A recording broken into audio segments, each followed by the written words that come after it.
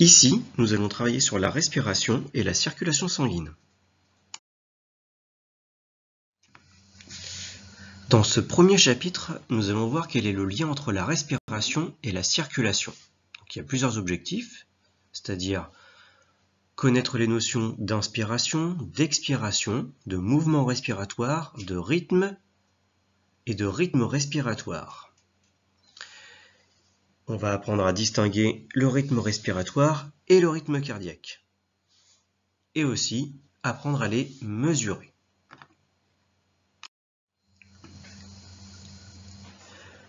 Donc, c'est un rappel, puisque nous avons déjà vu dans la première séance, on a appris déjà à mesurer notre rythme cardiaque. Donc, cardiaque, c'est le cœur. En mettant la main soit au niveau de notre cœur ou en trouvant notre pouls, donc soit à la carotide, comme on peut le voir sur l'image à droite, ou bien au poignet. Nous avons compté le nombre de booms, c'est-à-dire les battements de notre cœur, pendant 1 minute. Un boom, c'est un mouvement cardiaque. Nous avons aussi appris à mesurer notre rythme respiratoire, la respiration, tout en comptant le nombre d'inspirations, c'est-à-dire quand l'air rentre, et d'expiration quand l'air sort. Une inspiration et une expiration, c'est un mouvement respiratoire. Nous avons fait cela au repos, donc c'est-à-dire sans rien faire, et à l'effort en faisant 30 flexions. Et qu'est-ce que l'on a remarqué? On a remarqué que notre corps changeait. Vous pouvez avoir de la transpiration, des sueurs, le visage qui devenait tout rouge ou chez certains tout blanc, et un certain essoufflement et du mal à respirer. Au final, nous en avons conclu que notre rythme cardiaque et notre rythme respiratoire augmentaient lorsque nous étions à l'effort, donc juste après les flexions. Donc la première leçon, qui est donc à recopier dans le cahier de sciences, s'intitule « Le rythme cardiaque et le rythme respiratoire ». Donc un mouvement respiratoire comprend 2 phases, une inspiration et une expiration. Le rythme respiratoire, c'est le nombre de mouvements respiratoires pendant un temps donné. Nous, on avait fait pendant 1 minute.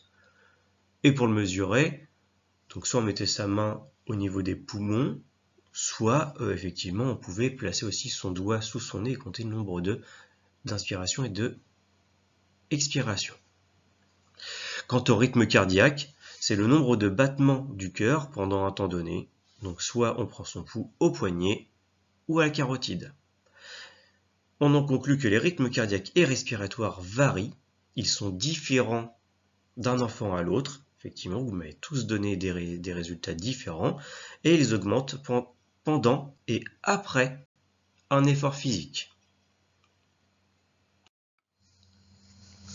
Maintenant, dans le deuxième chapitre, on va s'intéresser à où va l'air que je respire. Parce qu'on inspire de l'air, mais où est-ce qu'elle va après? Donc, nos objectifs vont être de connaître le trajet de l'air dans l'appareil respiratoire, de connaître, bien sûr, l'appareil respiratoire, c'est-à-dire de quoi il est composé, la bouche, la trachée, les bronches, les bronchioles et les alvéoles, que l'on verra après. Et enfin, réussir à faire un schéma et surtout mettre la légende adéquate dessus.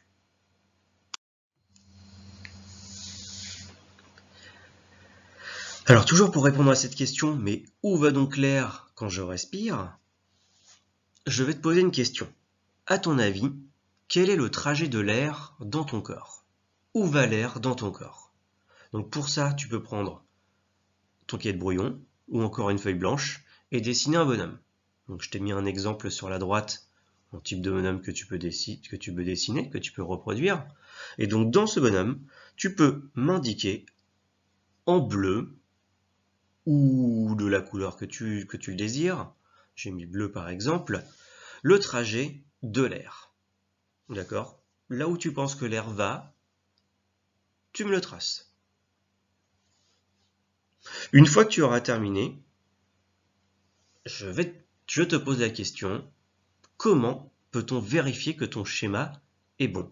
Comment est-ce qu'on peut vérifier que l'air va bien aux endroits que toi tu m'as indiqués?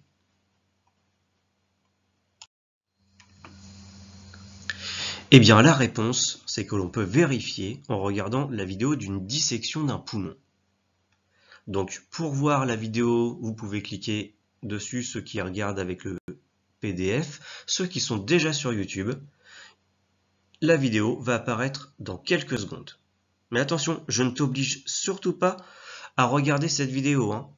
Si tu ne penses qu'elle n'est pas adaptée, si tu penses que ça va te faire peur de voir des organes, l'organe, donc le poumon, les poumons, eh bien, tu peux passer la vidéo, hein. Tu avances dans le diaporama, tu n'es pas obligé de la regarder, mais ceux qui veulent voir commencer à l'intérieur d'un poumon, eh bien, ils peuvent regarder. Alors, si on suit ensuite la trachée, dans ce sens, ça se voit mieux. Vous imaginez là que les poumons ils sont comme ça, c'est-à-dire là ils sont face à vous, c'est-à-dire que vous aviez le porc, si c'est des poumons humains, ils sont dans ce sens. C'est-à-dire que là c'est face au ventre et là c'est dans le dos.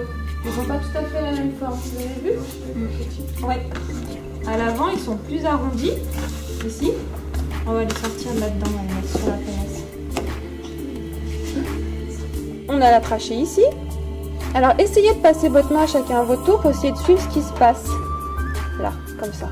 Est-ce qu'elle continue? Est-ce qu'il y a deux choses? Essayez de voir. Vas-y.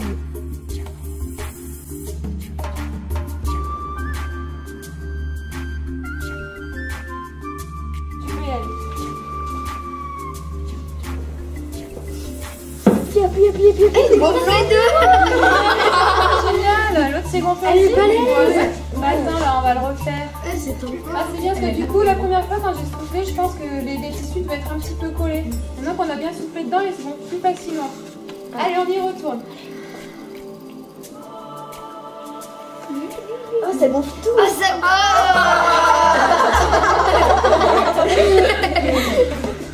Bien. Tu veux essayer? Ouais. Quelqu'un d'autre va essayer? Après, on continuera. On va l'ouvrir. On va voir.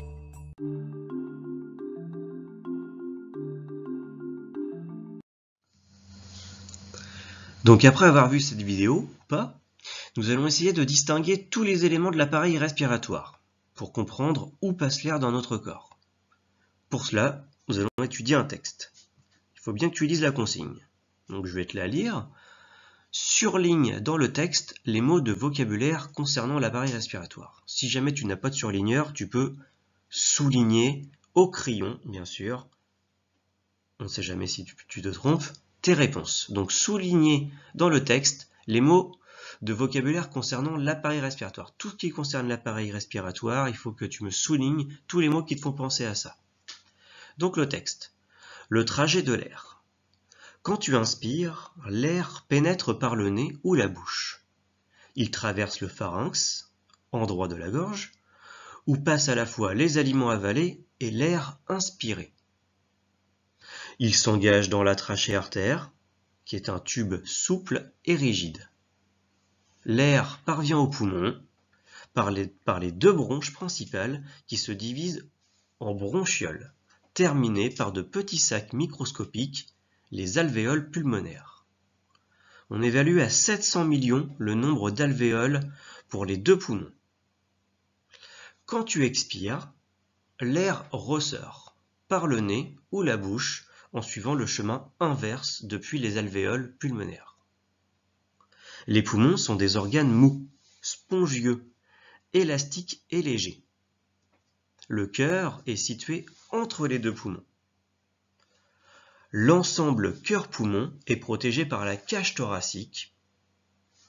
La cage thoracique est limitée dans le dos et les côtés par la colonne vertébrale et les côtes. En avant par le sternum et à la base par un muscle, le diaphragme, que l'on verra plus tard. Maintenant, à toi de jouer, à toi de surligner ou de souligner les mots de vocabulaire qui te font penser à l'appareil respiratoire. Ici, nous avons la correction. Donc, je t'ai souligné en rouge, j'ai souligné en rouge les mots qui nous font penser au système respiratoire, c'est-à-dire tous les éléments qui interviennent dedans, c'est-à-dire le nez ou la bouche pour respirer, pour inspirer de l'air. Ensuite, le pharynx, l'endroit où va se diriger l'air, puis la trachée artère, ce que toi souvent tu appelles le cou, mais à l'intérieur, là où passe l'air, c'est la trachée. Ensuite, l'air arrive dans les deux poumons, dans les deux bronches principales. Donc j'ai souligné les deux bronches, les poumons, et là se divise dans de toutes petites qu'on appelle des bronchioles. Ce sont des toutes petites bronches, ça fait comme des branches, les branches ou des racines d'un arbre, les bronchioles, et tout au bout de ces petites branches, de ces petites racines, eh bien il y a ce qu'on appelle des petites boules qui sont entourées de vaisseaux sanguins, ce qu'on appelle les alvéoles pulmonaires.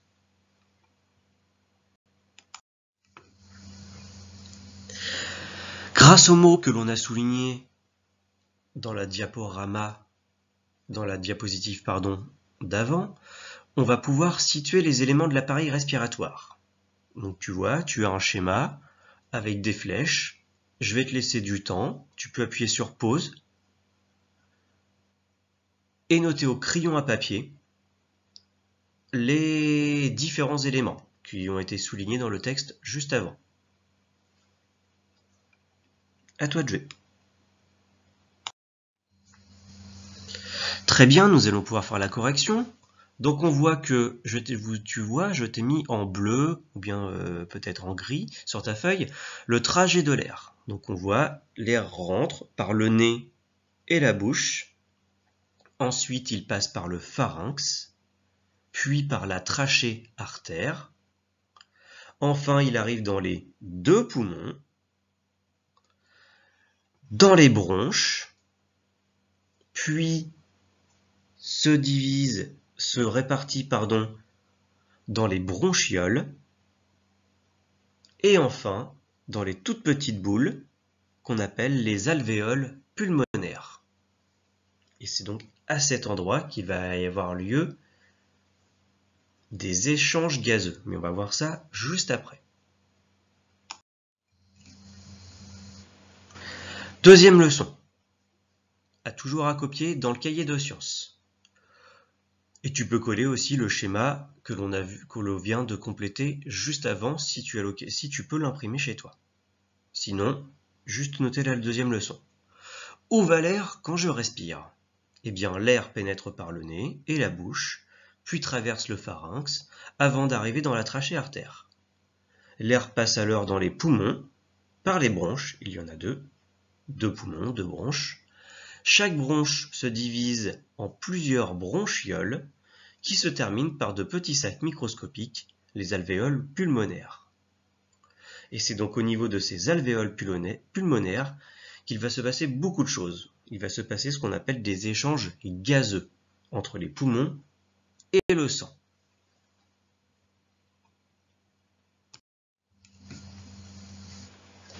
Troisième chapitre. Que se passe-t-il quand je respire? On a un objectif, ça va être de connaître le mouvement respiratoire, l'inspiration et l'expiration, comment ça fonctionne. Donc, que se passe-t-il quand je respire? Quand je respire, l'air va rentrer par ma bouche et mon nez et va arriver dans mes poumons. Alors là, je vais te demander, normalement tu es assis devant ton ordinateur, eh bien je vais te demander de te mettre debout. Allez, on se met debout. De mettre tes deux mains sur ta poitrine, au niveau de la cage thoracique. Et là, tu vas inspirer très fort. Et tu vas souffler très fort. Tu peux recommencer plusieurs fois. Et essaye de remarquer quelque chose. Normalement, tu vas remarquer quelque chose.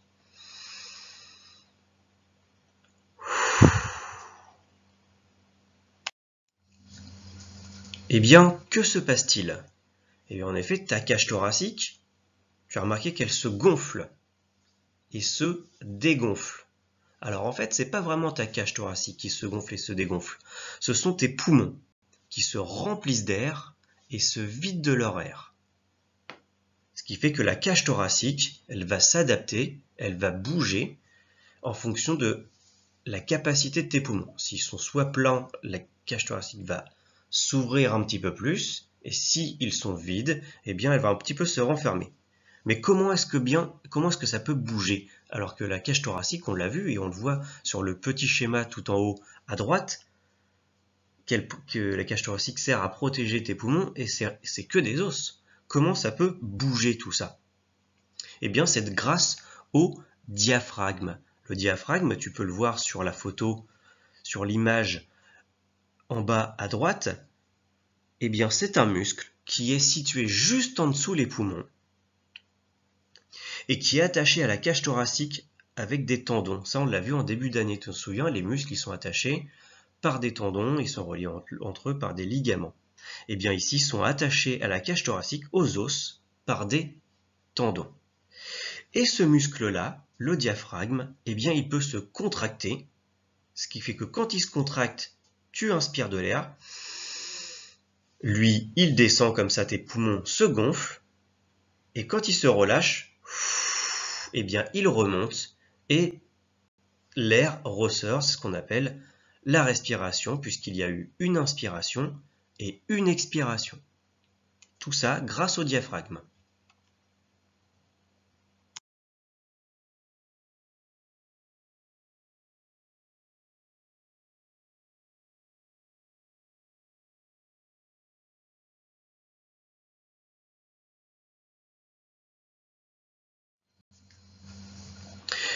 Ici, tu peux voir le diaphragme se contracter, donc le muscle, il est tout en bas, juste en dessous les poumons, et tu peux voir que quand il se contracte, eh bien il descend, il fait descendre les poumons qui eux peuvent se remplir d'air, donc se gonfler.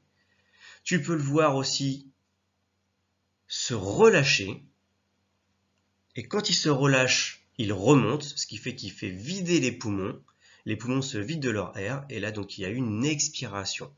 Et donc tu peux voir aussi la cage thoracique qui s'adapte au mouvement des poumons.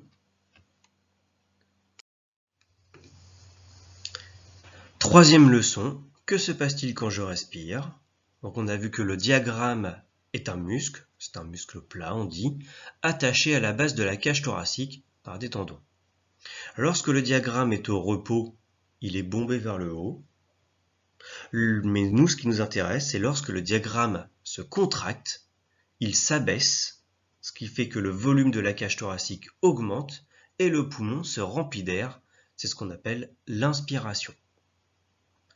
Lorsque le diaphragme, ce muscle donc se relâche, il s'aplatit vers le bas, le volume de la cage thoracique diminue et l'air sort du poumon, c'est l'expiration.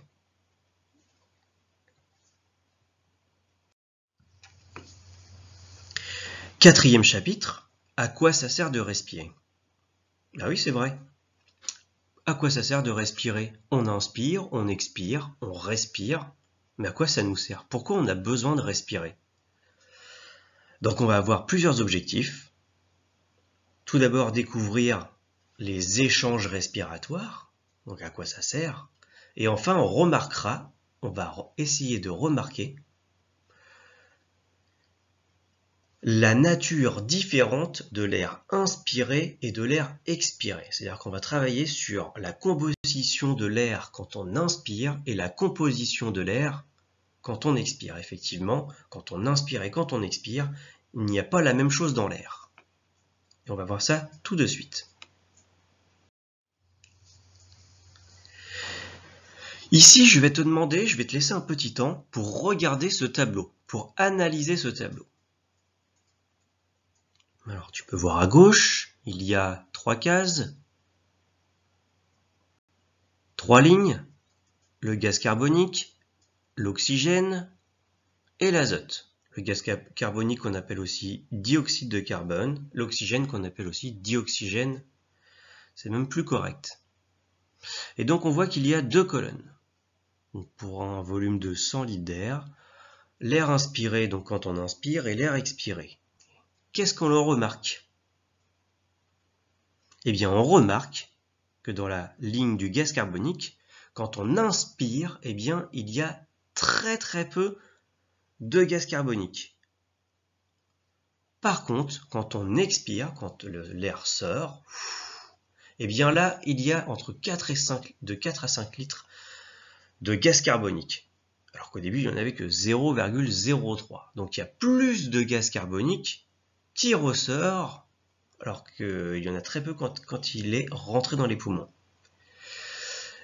L'oxygène, il y a 21 litres quand on inspire et 16 litres quand on expire. Donc l'oxygène, c'est l'opposé. Il y a moins d'oxygène quand on expire. Donc, ce qui veut dire que lorsque l'air rentre dans nos poumons, l'inspiration, il y a très peu de gaz carbonique et beaucoup d'oxygène, alors que quand l'air sort de nos poumons, l'expiration, eh bien là, il y a plus de gaz carbonique et moins d'oxygène. Mais pourquoi? Pourquoi, quand on respire, pourquoi au début, il y a pas beaucoup, très peu de gaz carbonique et beaucoup d'oxygène, et pourquoi est-ce que lorsqu'on souffle, qu'on expire, eh bien, il y a plus de gaz carbonique que d'oxygène? Eh bien, on va voir ça juste après. Donc, toujours, pourquoi y a-t-il beaucoup plus de gaz carbonique et moins d'oxygène lors de l'expiration lorsque l'on souffle? Eh bien, dans notre corps, tu le sais, on a des organes.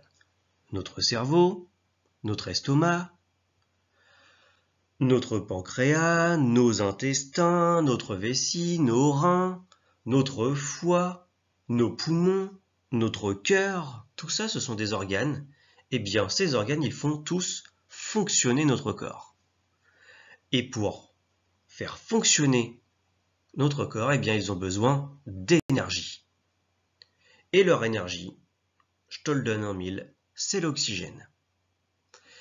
Ces organes, tous les organes que je viens de citer, eh bien, ils consomment de l'oxygène, on va dire qu'ils mangent de l'oxygène, et ils rejettent des déchets qu'on appelle le gaz carbonique, ou encore le dioxyde de carbone. Mais une question qu'on peut se poser, c'est, très bien maître, l'oxygène rentre dans les poumons, mais comment elle fait pour arriver jusqu'aux organes et leur donner donc cette nourriture dont ils ont besoin, cette énergie? Comment l'oxygène passe de l'air que l'on respire, que l'on inspire, à nos organes? Eh bien, quand on inspire, l'oxygène va passer dans le sang. Mais comment elle va passer dans le sang? Eh bien, elle passe dans les poumons, puis dans les bronches, on l'a vu, ensuite dans les bronchioles, ensuite elle arrive au niveau des petits sacs microscopiques qu'on appelle les alvéoles pulmonaires, les petites boules, et ces petites boules, elles sont entourées de vaisseaux sanguins. Et c'est à cet endroit qui va se passer l'échange. Effectivement, l'oxygène va passer dans ces petits vaisseaux sanguins, puis passer dans le sang. On peut le voir sur le petit dessin juste à côté, donc au niveau des alvéoles. L'oxygène qu'on note O2, c'est son symbole chimique, O2 pour dioxygène précisément, eh bien, hop, ça passe des alvéoles directement dans le sang, dans les veines. Ensuite, le sang, eh bien, il va passer par le cœur, puis le cœur va le répartir jusqu'aux organes. Où là, les organes, ils vont, on va dire, manger, consommer le dioxygène et produire de l'énergie pour pouvoir fonctionner. Une fois qu'ils ont consommé tout l'oxygène, eh bien, ils vont rejeter du gaz carbonique ou du dioxygène dans le sang. Le sang va le ramener jusqu'au cœur et le cœur va le ramener jusqu'aux poumons. Jusqu'aux alvéoles pulmonaires. Ça va repasser dans le sens inverse, tu peux regarder le petit schéma. Le dioxyde de carbone ou le gaz carbonique qu'on appelle le CO2, eh bien le CO2, il va passer du sang dans les alvéoles et dans les alvéoles dans les poumons et dans les poumons pour ressortir par la bouche et le nez. C'est pour ça que quand on expire, eh bien il y a plus de gaz carbonique que d'oxygène. tu vas voir, j'ai fait une petite vidéo avec un petit schéma que j'ai réalisé pour te réexpliquer tout ça avec un schéma. Donc comme tu peux le voir, j'ai dessiné un bonhomme. Ici en rouge, on a l'oxygène qui va rentrer par le nez et la bouche. Il va descendre, passer par le pharynx, descendre ici dans les poumons et arriver au niveau des alvéoles pulmonaires. C'est à cet endroit qu'il va y avoir les échanges gazeux. Donc l'oxygène qui va rentrer et du gaz carbonique qui va ressortir. Donc on est ici au niveau des alvéoles. On le voit en rouge ici, l'oxygène est amené, par exemple ici j'ai dessiné le foie, il est amené au rein, mais il est aussi amené aux muscles. Aux muscles, des muscles, il y en a partout, hein. Je n'ai pas dessiné tous les muscles, mais il y en a partout. Et une fois que les muscles ils ont consommé l'oxygène, donc en rouge, toujours, eh bien ils rejettent du gaz carbonique en bleu, ici. Et donc on le voit au niveau des alvéoles, le gaz carbonique en bleu, il ressort, il repasse dans les alvéoles, et hop, il repart lors de l'expiration, il ressort de la bouche et du nez, pareil. D'accord? Donc on peut le voir ici, les muscles, ils consomment de l'oxygène, donc en rouge ici, et ils rejettent du gaz carbonique qui ressort au niveau des alvéoles, hop, et qui ressort. D'accord? Et tout ça c'est transporté par le sang. Vu que le corps à l'intérieur du corps il y a du sang un peu partout, eh bien c'est le sang qui transporte l'oxygène et le gaz carbonique.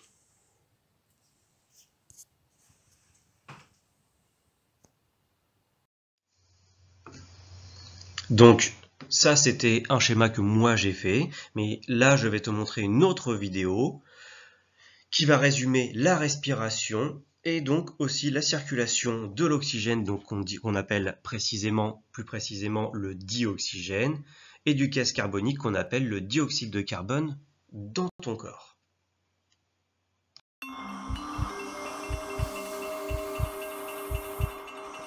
La fonction principale de l'appareil respiratoire est de fournir à l'organisme du dioxygène et de le débarrasser dans le même temps du dioxyde de carbone.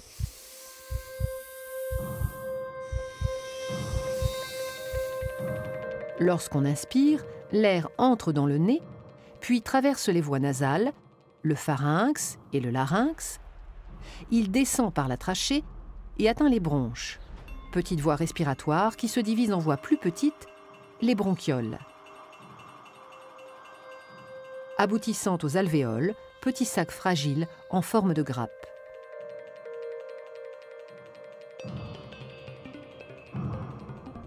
L'air pénètre donc dans les poumons jusqu'au fond des alvéoles. Et c'est là que se produisent les échanges gazeux entre l'air et le sang. C'est-à-dire que le dioxygène quitte l'air pour passer dans le sang et le dioxyde de carbone s'échappe du sang pour être rejeté dans l'air.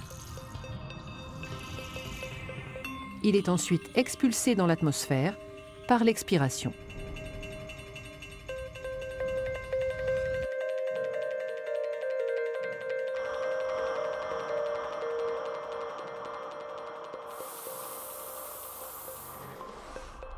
Les échanges se font au niveau des capillaires, vaisseaux sanguins très fins qui tapissent la paroi des alvéoles.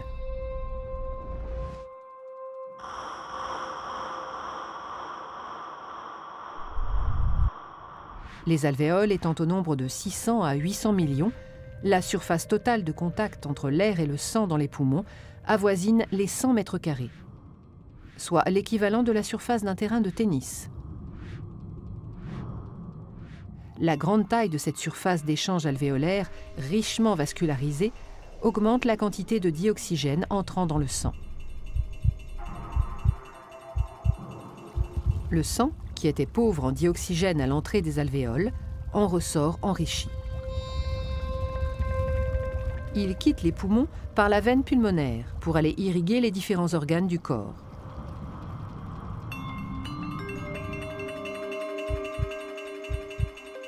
Il retourne dans le cœur qui, agissant comme une pompe, le propulse à travers le système sanguin afin que le dioxygène soit distribué à tous les organes. Et c'est au niveau des cellules des organes que s'opère l'échange inverse de celui des poumons. Le sang délivre le dioxygène nécessaire au métabolisme cellulaire. Sa consommation par la respiration cellulaire libère un déchet, le CO2, qui, récupéré par le sang, est reconduit aux alvéoles pulmonaires.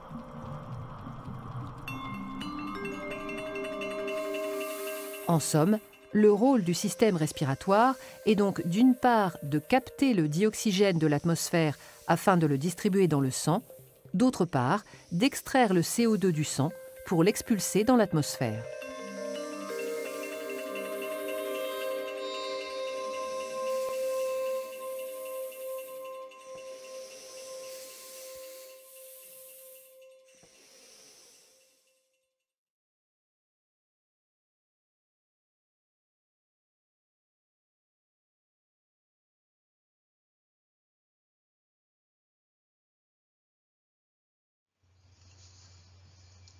Quatrième leçon, donc à quoi ça sert de respirer? Eh bien, l'air expiré, et on l'a vu, est plus riche en gaz carbonique et moins riche en oxygène que l'air inspiré. En effet, notre corps se sert de l'oxygène pour produire de l'énergie et va se débarrasser du gaz carbonique qui est un déchet. Les échanges, je pense que tu l'as bien compris, se font au niveau des alvéoles pulmonaires, donc tout au bout des ramifications dans les poumons. Il passe dans le sang, donc le sang va transporter, tu peux imaginer comme on avait vu dans l'épisode de Il était une fois la vie, il transporte l'oxygène sur son dos vers tous les organes du corps qui vont l'utiliser pour produire de l'énergie et fonctionner. Une fois que les organes ont utilisé tout cet oxygène, eh bien, ils vont rejeter le gaz carbonique, donc le sang va récupérer le gaz carbonique et le ramener jusqu'aux alvéoles pulmonaires, donc jusqu'aux poumons, qui, les poumons, vont, grâce à l'expiration, le rejeter en dehors du corps.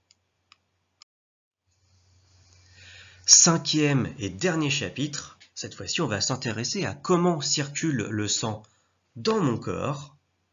Donc on va avoir deux objectifs, découvrir la circulation sanguine et le rôle de notre cœur dans cette circulation.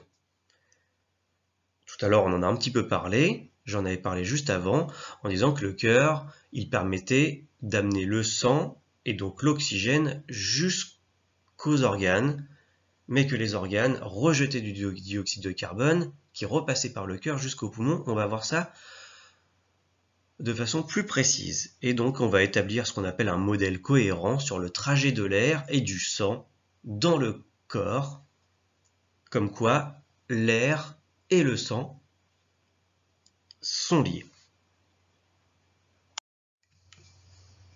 Donc là vous allez me dire très bien, on a de l'oxygène qui rentre, qui passe par les poumons et qui va rentrer dans le sang. Ok. On a du dioxyde de carbone qui va passer du sang dans les poumons. Mais est-ce qu'il passe par les mêmes veines, par les mêmes artères, par le même chemin?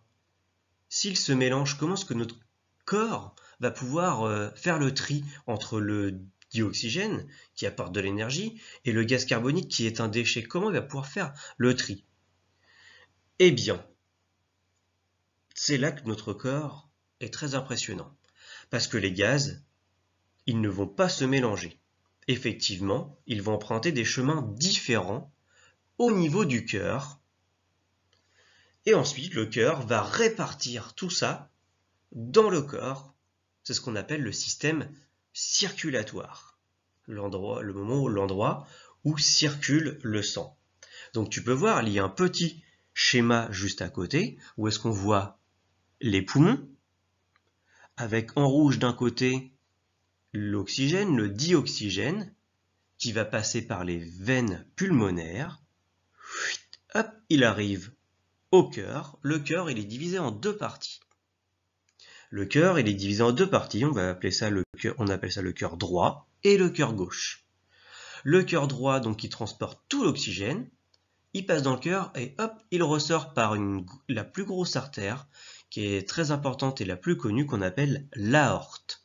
Cette artère-là, elle va transporter le sang jusqu'aux organes et aux tissus, donc aux muscles, aux reins, au foie, à l'estomac, etc. Ensuite, une fois que ces organes ont consommé l'oxygène, ils vont éliminer, rejeter le dioxygène, donc le dioxyde de carbone. Donc tu peux le voir ici en bleu. Hop, il ressort et il va repasser par un réseau veineux jusqu'au cœur, qu'on appelle la veine cave. Donc c'est la veine cave, les veines caves qui vont amener jusqu'au cœur droit, et le cœur droit va rejeter le sang rempli de dioxyde de carbone jusqu'aux poumons, jusqu'aux alvéoles pulmonaires. Donc le cœur, tu vois qu'il a un rôle principal dans notre corps. C'est pour ça qu'on sait très bien que si notre cœur s'arrête, on ne peut plus vivre. Parce que c'est lui qui fait circuler le sang, donc qui amène l'oxygène, donc l'énergie à tous nos organes pour que l'on puisse vivre. Donc si notre cœur s'arrête, on ne peut plus vivre. Ce cœur-là, il faut imaginer notre cœur qu'il fonctionne un peu comme une pompe à vélo. Tu imagines, tu tires dessus, donc tu le gonfles, ensuite tu appuies et tu pousses. Et quand tu pousses, dans une pompe à vélo, tu pousses de l'air. Dans notre corps, le cœur, lui, va pas pousser de l'air, mais il va pousser du sang. Donc on dit qu'il va pomper le sang et le distribuer, donc il va le souffler jusqu'aux organes, partout dans le corps.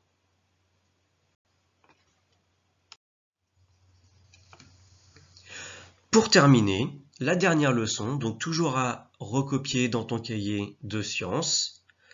Le petit schéma, tu peux t'entraîner à le faire, ou bien si tu veux, tu peux l'imprimer, si tu peux. Sinon, tu peux le refaire toi-même, c'est pas très compliqué. Donc la dernière leçon, on a vu que le sang était riche en oxygène, en dioxygène précisément. Maintenant, on utilise les bons termes, le dioxygène. Donc il arrive par les poumons, et il va rentrer par ce qu'on appelle les veines pulmonaires, parce que ce sont les veines qui viennent des poumons, donc les veines pulmonaires, et ils vont être distribués, du moins ce dioxygène va être distribué aux organes par l'intermédiaire du cœur, qui va pousser le sang par une artère qu'on appelle l'aorte. Ça arrive aux organes, les organes le consomment, ils rejettent le dioxygène, le dioxyde de carbone, qu'on appelle aussi gaz carbonique, comme on a vu au début. Ce gaz carbonique, il arrive donc par le sang, par ce qu'on appelle des veines caves, jusqu'au cœur droit. Et là, le cœur droit, hop, la pompe, il fait ressortir le sang par des artères qu'on appelle des artères pulmonaires, parce qu'il les emmène jusqu'aux poumons, donc jusqu'aux alvéoles pulmonaires. Et là, à cet endroit-là, il peut y avoir enfin l'échange. Le dioxyde de carbone va ressortir dans les poumons et on va pouvoir être expiré. Et voilà, on a terminé la leçon sur la respiration et la circulation sanguine. Si tu as des questions, tu n'hésites pas la prochaine fois que tu m'as au téléphone, ou bien tu demandes à papa et maman qui peuvent m'envoyer un mail pour avoir d'autres explications.